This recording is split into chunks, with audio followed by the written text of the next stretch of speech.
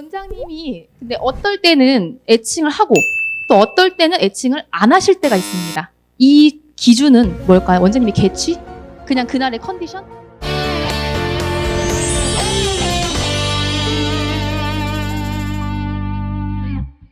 선생님들은 당연히 재료는 뭐 올바른 방법으로 사용하는 거 아니야? 라고 이제 생각을 하실 수가 있을 겁니다. 선생님들이 이렇게 생각하시는 데는 다 이유가 있습니다. 선생님들은 치과 위생사이시기 때문에, 치과에서 꼭 필요한 전문 인력이시기 때문에, 배우신 분들이기 때문에 당연히 치과 재료는 올바르게 써야 한다고 생각을 하실 겁니다. 우리가 재료를 잘못 사용했을 경우에 환자의 치아나 수복물의 재료의 수명에 악영향을 미치기 때문에 당연히 재료를 올바르게 사용해야 된다고 알고 계시고 인식하고 계신 겁니다. 근데 재료가 한두 개가 있는 게 아니죠.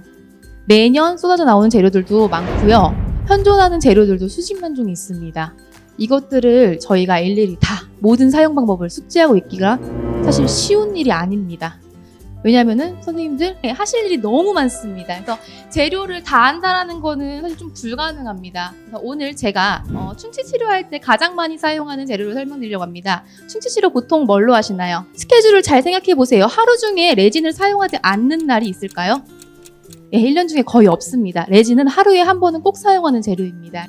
레진을 충전을 하려면요, 제일 먼저 에천트를 사용하게 됩니다.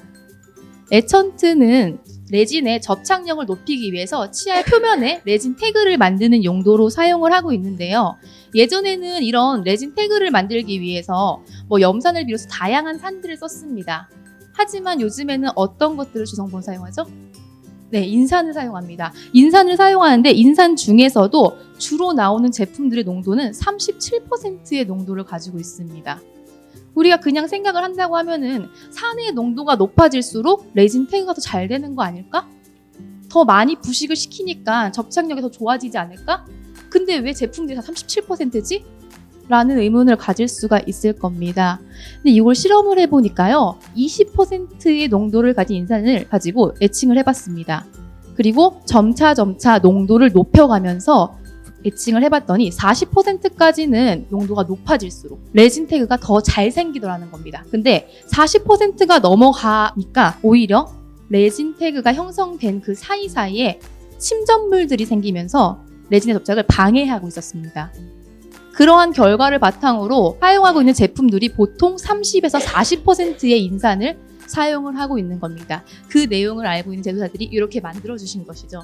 그래서 애칭은 주로 37%의 농도로 많이 판매가 되고 있고요. 애칭을 한 다음에 일정 시간이 지난 다음에 우리는 수세를 하게 됩니다. 선생님들 원장님이랑 둘이 이제 레진 필링을 하러 들어가셨을 때 애칭하고 수세하기 전까지의 그 시간, 그 적막한 시간 혹시 기억나시나요? 저는 그게 너무 힘들었습니다. 그래서 애칭하고 대체 수세 언제 하시지? 대체 3웨이 실인지 언제 드시지? 그것만 기다리다가 석션을 껐다 켰다 그리고 괜히 서랍장을 열었다 닫았다 이거를 수없이 했습니다. 이 조용한 시간을 어떻게 버틸지 몰라서. 그런데 더 큰 문제는 12시에 레진 필링을 들어갔을 때입니다. 너무 힘들어요. 갑자기 머릿속에 5만 가지 생각이 다 들기 시작하죠. 난 이 시간을 잘 버틸 수 있을 것인가? 이 몇 초를 잘 버틸 수 있을 것인가? 자, 그러면 과연 몇 초를 기다려야지 원장님이 3웨이 시린지를 드는 것인가? 30초, 15초. 교과서를 보면요, 15초, 20초, 60초 다 다릅니다. 심지어 같은 출판사의 다른 과목 책을 봐도 다 다릅니다. 왜 이렇게 다 다른 내용으로 우리는 배우고 있었을까요? 15초를 하던 20초를 하던 60초를 하던 상관이 없었습니다. 모두 다 동일한 효과를 냈던 겁니다. 그래서 현재 우리가 시판되는 애천트를 잘 사용을 하려면요, 농도는 제조사에서 정해주니까 그 애천트 그대로 사용을 하시고요. 치면에는 최소 15초를 적용을 시켜주시면 됩니다. 원장님들 애칭하시고 기다리는 시간 잘 세보시면 한 15초 정도 되실 겁니다. 굳이 똑같은 효과를 내는데 60초 동안 기다릴 필요가 없죠. 이 애천트를 좀 더 올바르게 사용하시려면은 최소의 시간 15초를 적용을 해주시고 최대의 효과를 보시면 되겠습니다. 자, 이제 원장님이 근데 어떨 때는 애칭을 하고 또 어떨 때는 애칭을 안 하실 때가 있습니다. 이 기준은 뭘까요? 원장님의 개취? 그냥 그날의 컨디션? 그렇진 않습니다. 애칭을 하고 수세를 한 다음에 그 다음에 바르는 본딩제들이 있죠. 우리가 흔히 말하는 프라이머와 어드헤시브, 본딩제라는 것들이 있는데요. 그 프라이머와 어드헤시브가 어떤 재료를 사용하는지에 따라서 달라집니다. 애칭을 하고 하지 않고가. 보통 프라이머와 어드헤시브 이 접착 시스템은요, 지금 1세대부터 7세대까지 발전이 되어 왔습니다. 근데 우리가 흔히 사용하는 세대는요, 4세대와 5세대입니다. 4세대 같은 경우는 우리가 알고 있다시피 에천트를 먼저 사용을 합니다. 그리고 물로 수세를 하죠. 그 다음에 프라이머를 도포해줍니다. 그리고 나서 어드헤시브를 도포해줘요. 이렇게 3단계를 다 거치는 거를 4세대 에칭 앤 린즈 시스템이라고 하고요. 이게 가장 접착력이 좋기 때문에 우리는 아직도 7세대까지 발전했지만 이 4세대를 가장 많이 사용을 하고 있습니다. 그 다음 세대 5세대가 있는데요. 첫 번째 5세대는 똑같이 에천트를 사용을 합니다.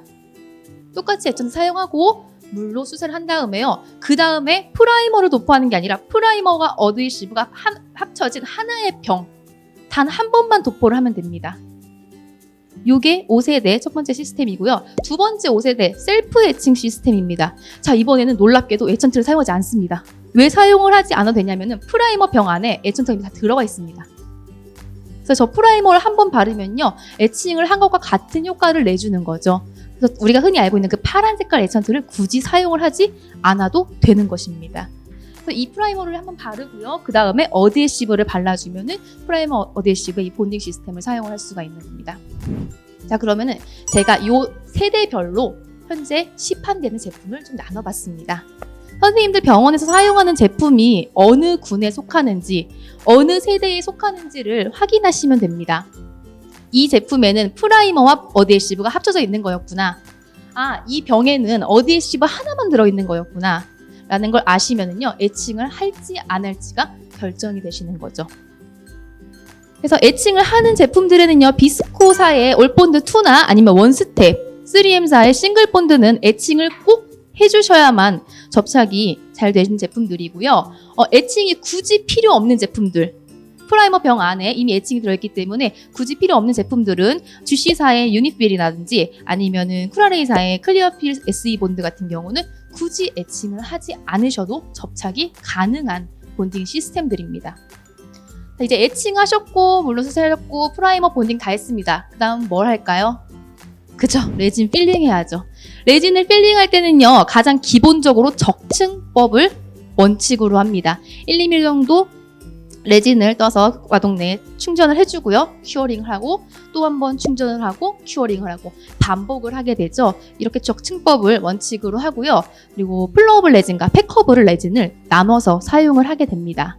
오늘 저는 플로어블 레진 말고 팩커블 레진을 사용할 때 흔히 할 수 있는 실수들에 대해서 좀 말씀을 드리고요. 이 실수를 좀 줄여서 팩커블 레진을 온전한 물성을 다 할 수 있는 재료로 사용할 수 있게끔 도와드리도록 하겠습니다. 5가지 케이스를 볼 건데요. 첫 번째 사진 먼저 보시면은요, 이 사진에서 어떤 실수가 있는지는 너무 확연하게 보이시죠? 네. 뭐가 잘못되셨죠? 그쵸? 너무 많이 올라와 있습니다. 재료가 올라와 있어요. 시린지 밖으로. 레진이라는 재료는요, 열과 빛과 수분, 민감한 재료입니다. 저렇게 시린지 밖으로 레진이 올라와 있으면요, 주변에 있는 빛에 노출이 됩니다. 중합이 시작돼요. 그렇기 때문에 시린지 바깥으로 레진이 올라오지 않게끔 해주시는 게 좋으시고요. 자, 두 번째 사진을 보게 되면요, 두 번째 사진은 어떤 실수가 있을까요? 그쵸, 당연히 손가락이죠. 레진하고 손가락밖에 없으니까 손가락이 문제겠죠. 레진이 문제는 아니니까. 손가락으로 그쵸, 레진을 만졌습니다. 1번 케이스를 보면서 우리는 배웠죠. 레진이 시린지 위로 올라오면 안 된다는 걸 알았습니다. 자, 그런데 사용하다 보니까 레진이 조금 삐쭉 올라온 게 있어요. 이거 넣어야지. 시린지 안으로 넣어야지. 손으로 꾹꾹꾹 눌러줍니다. 그래서 시린지 안으로 넣습니다. 아, 네, 빛에는 노출이 안 돼서 이제 빛에는 괜찮은데 우리의 손에는 열과 수분이 있죠. 네, 이 손으로 레진을 닿으신 거죠. 그래서 이 레진도 똑같이 수분이 닿기 때문에 후에 물성이 좋아지지 않을 가능성이 있어서 이렇게 관리하지 않으시는 게 좋습니다. 자, 그럼 세 번째 사진에는 과연 실수가 있을까요?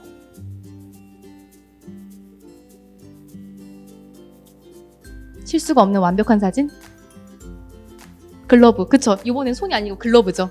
똑같이 아까 이번 케이스를 보면서 느끼신 게 손으로 하면 안 되는구나. 손에는 수분이 있기 때문에 손으로 누르면 안 되겠구나. 그럼 글러브를 끼고 눌러야지. 자, 수분은 차단되었습니다. 그렇죠. 열도 그렇고요. 열도 있고 여러분 그 글러브 끼신 다음에 혹시 검정 색깔 옷 같은 거 이렇게 만져보신 적 있으세요? 하얗게 변하죠. 파우더가 막 엄청 많진 않지만 약간 하얀색 파우더들이 조금씩 묻어 나옵니다. 저 글러브가 온전히 깨끗한 게 아니에요. 저 글러브에는 작은 이물질들이 붙어 있습니다. 근데 우리 레진은 어때요? 약간 끈적끈적하죠. 저 글러브에 이물질이 붙은 상태로 레진을 만지시게 되면은요, 그 글러브에 있던 이물질들이 레진에 붙게 됩니다. 그래서 나중에 이 레진을 떠서 쓰실 때 접착력이 현저하게 떨어집니다. 그래서 레진을 안으로 넣으실 때 글러브를 낀 손으로 넣는 것도 바람직한 방법은 아닙니다. 자, 네 번째 케이스요. 자, 뚜껑도 덮었고 글러브도 꼈어. 대체 뭐가 문제야? 라고 생각하실 수가 있지만 이 사진 또한 약간의 미스가 있는 사진입니다. 자, 레진 충전의 기본 원칙이 적층법이라고 했습니다. 우리가 레진을 떠서 와동 내에 충전하고 큐어링하고 이 과정을 몇 번을 반복을 하죠. 그렇게 따지면 레진 필링을 하는 그 시간이 길게는 10분에서 20분 정도가 됩니다. 그 기간 동안 여러분들이 레진을 꼭 잡고 있습니다. 왜 안 내려놓으시는지 잘 모르겠는데 꼭 잡고 계세요. 10분, 20분 동안 내내. 내 체온을 굳이 레진에 전달하실 필요가 없습니다. 사용하지 않으실 때는 잠시 내려두시고요. 그리고 사용하실 때만 들어서 사용해 주시는 게 좋습니다. 그럼 다섯 번째 사진은 원장님이 어플리케이터를 이용해서 레진을 뜨고 계십니다. 과연 여기에도 오류가 있을까요? 너무 많이 펐어요? 자, 여기서는 사실 오류라고 하기보다는 약간의 선생님들의 센스를 좀 더할 수 있는 방법을 알려드리고자 합니다. 지금 원장님이 어플리케이터를 이용해서 레진을 뜰 때 뭔가 좀 불안정해 보인다는 생각 들지 않으시나요? 우리는 레진 필링을 직접 하지 않습니다. 그럼 어시스트를 하게 되죠. 그럼 이 팩커블 레진을 쥐고 있다가 원장님께 전달드리는 역할을 합니다. 전달할 때 선생님들 손가락 하나도 같이 좀 내어주십시오. 원장님께. 그래서 원장님께서 어플리케이터를 레진을 뜰 때 손 하나를 내어주시면 그곳에 손 고정을 하실 수가 있습니다. 그러면은 필요한 양만큼 떠서 사용을 하실 수가 있고요. 이 손 고정이 안 됐을 때 왜 부들부들 떨면서 이렇게 탕 하다가 레진이 탁 튕기는 경우들 있죠. 이렇게 해서 버려지는 재료의 낭비를 막을 수가 있습니다. 선생님 손가락 하나가 재료를 살리는 겁니다. 손가락 하나 정도는 내어주시는 것도 좋은 방법이 될 수 있을 것 같습니다. 그래서 이런 식으로 팩커블 레진을 사용을 하시면은 낭비도 줄이고요. 물성에 변질 없이 끝까지 사용을 하실 수가 있을 것 같습니다.